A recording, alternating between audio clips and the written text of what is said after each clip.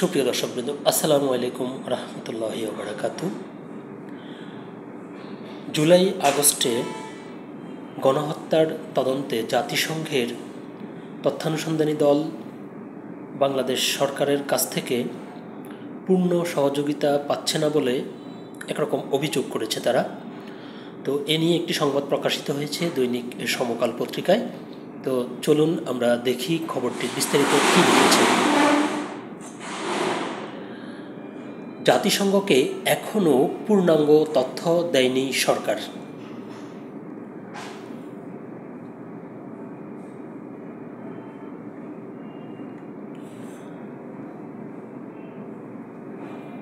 সরকারের আমন্ত্রণে আগস্টের শেষ দিকে প্রাথমিক অনুসন্ধানে ঢাকায় আসেন মানবাধিকার বিষয়ক হাইকমিশনের ৩ সদস্য। তারা কিভাবে কাজ করবেন, কি সহযোগিতা লাগবে তা সরকারকে জানান। একই সঙ্গে বাংলাদেশের চাহিদা সম্পর্কে জেনে অনুসন্ধানের প্রক্রিয়া নিয়ে আলোচনা সারে। এরপর মূল তদন্ত দল ঢাকায় আসে সেপ্টেম্বরে।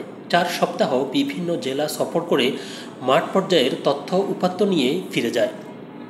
তথ্যানুসন্ধানে সংশ্লিষ্ট জাতিসংঘের এক কর্মকর্তা বলেন, ঢাকার পক্ষ থেকে তদন্তের স্বার্থে সব ধরনের নথি যাচাই করার পূর্ণ নিশ্চয়তা দেওয়া হয়েছিল, কিন্তু বাস্তবতা হলো চাহিদা অনুযায়ী নথি মেলেনি।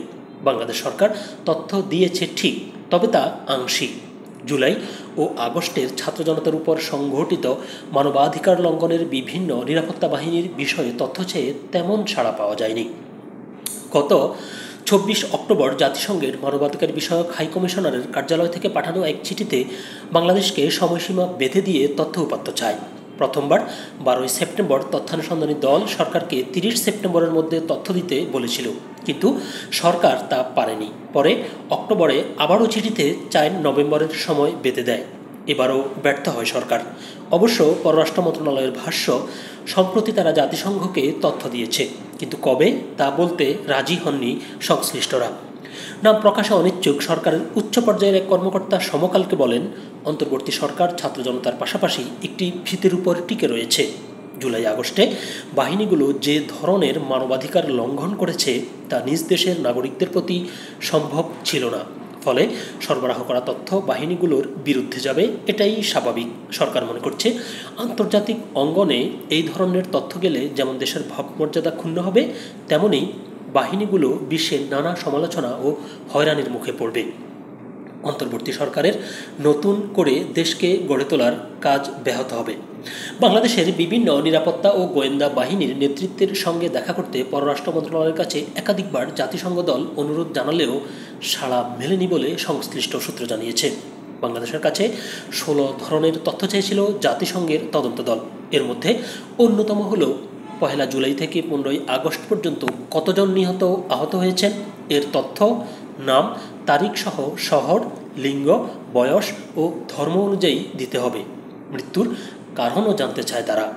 নিরাপত্তা বাহিনীর কতজন সদস্য এই সময়ের মধ্যে নিহত ও আহত হয়েছেন তাও জানতে চেয়েছে তথ্যানুসন্ধানী দল।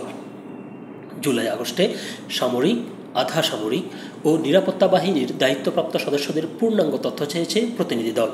কোন শহরে কোন বাহিনীর ইউনিট কারা সিদ্ধান্ত নিয়েছেন সেই বিষয়ে নথিসহ তথ্য চায়।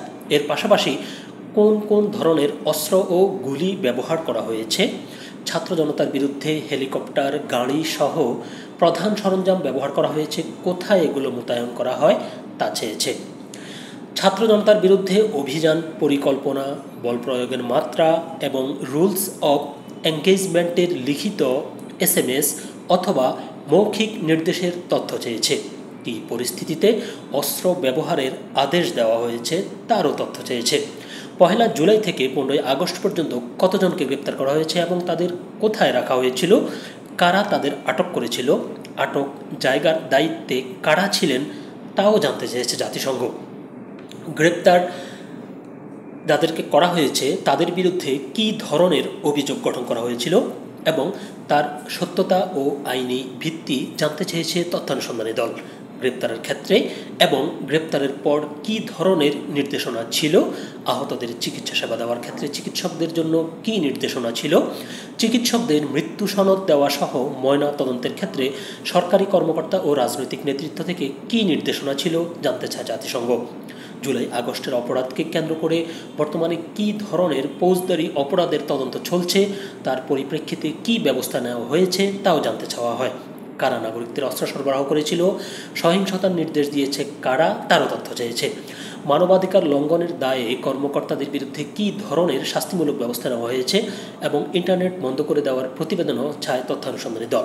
এছাড়া কারফিউ সংক্রান্ত প্রতিবেদন, সংখ্যালঘুদের উপর আক্রমণ, নারী শিশু সহ যৌন নিপীড়ন, আন্দোলনকারী, রাজনৈতিক কর্মী, মানবাধিকার কর্মী, সাংবাদিকদের উপর নজরদারি, হুমকি ও ভয় ভীতি দেখানোর তথ্যের বিস্তারিত তথ্য চেয়েছে জাতিসংঘ।